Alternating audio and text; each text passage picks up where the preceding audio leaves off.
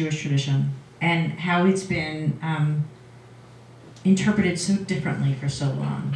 So just so I have a sense of who I'm talking to, could you just raise your hand if you basically know the story of the book of Job? Okay, so I'm just gonna, just so we're all on the same page, I'm just gonna catch you up on what the story is. The book of Job is one of the books in the Bible, and this is how the story goes. So God is up there, and he's talking with Satan, his adversary, and he says, "Hey, Satan, have you checked out my servant Job? Because he rocks. He is so faithful to me. He gives all the sacrifices. He prays to me. He's just the best servant." And Satan says to him, Of course he's a faithful servant, God. You give him everything. Look at him. He's a man of wealth. He's got kids. He's got a happy family. He's got everything. Why don't you start taking stuff away from him? Don't give him everything he wants, and then we'll see if he's such a faithful servant to you.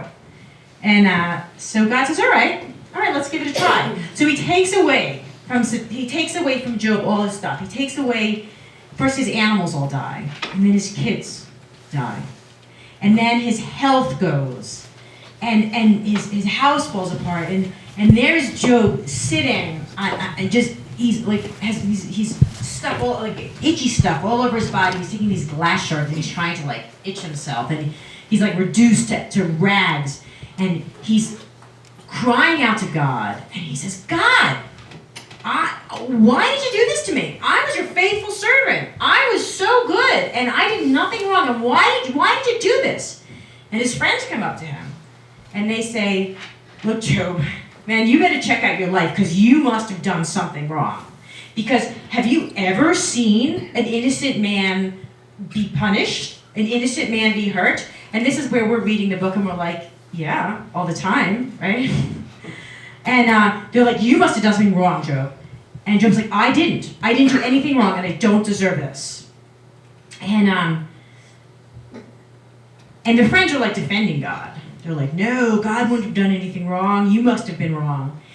And then the only enviable thing that ever happens to Job is that God comes down and talks to him and says, okay, let me explain to you what happened.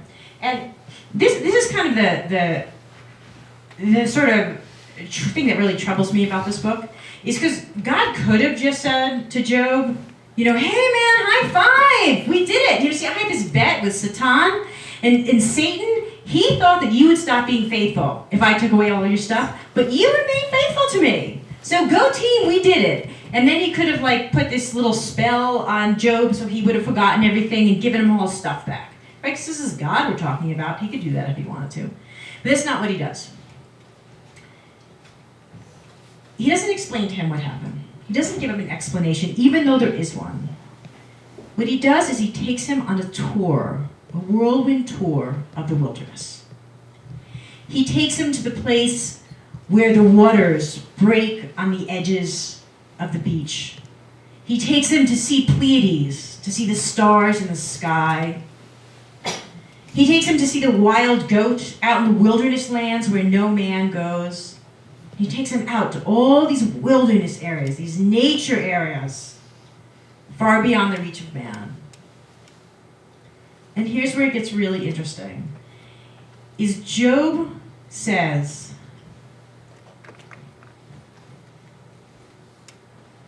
oops, we don't have the Hebrew. Okay, he says, V'nechamti alafar ve'afer. Nechamti is the word that's really important. That would be in this space, right here. Nechamti is translated in all our texts as I recant. I recant because I am dust and ashes. And what we're taught in Sunday school that means is, you know what, God? I'm just dust and ashes. I'm nothing. I shouldn't be questioning you. You are right. Except the Hebrew's being mistranslated, because that's not what nechamti means. Nechamti means I am comforted. That's the root of that word, is comforted. And so what the sentence really says, if you're going to translate the Hebrew correctly, is I am comforted that I am dust and ashes. But this didn't make sense to anyone. What do you mean I am comforted that I am dust and ashes? So going back to what we were talking about before, can anyone put this together of what it means that he's comforted that he's dust and ashes? Yeah, please. He's comforted, he's a part of the beauty he was just shown. Yeah. He's comforted because like what you said about Chief Seattle, he is part of everything else. He is dust and ashes in everything is dust and ashes. Being dust and ashes isn't a negative thing in this connotation. Being dust and ashes means being part of everything, being connected to everything. And that is comforting. And that goes back to what we were speaking about in the beginning, is that when you're in nature and you realize that you are part of something greater than yourself, suddenly your problems seem diminished and you are inspired to face the challenges that come your way. And I believe that when we experience moments of transcendence, whether it's climbing a peak, singing with our community in church or synagogue, watching a child be born, we are accessing our line to this elemental connection. When we hook up to this line, we are motivated to be kind and gracious and compassionate, to look out for each other and the planet and future generations, to protect each other from those who act destructively.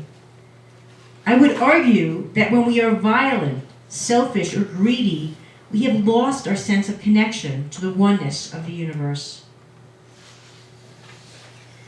We live in a world that conspires to separate us. Not only are we separated by technology and distance, but we have been divided and subdivided. Many of us live close to neighbors we hardly know and collect hundreds of friends on Facebook, but have few friends that we actually make time to have coffee with. Our culture divides us into wealthy and poor, Ivy League and those other schools, preservationists and developers, snowmobilers and environmentalists. We are divided into alpine skiers, telliers, and snowboarders. And as an aside, I will officiate at what I consider an interfaith marriage, one between a skier and a snowboarder, but I do suggest extra counseling.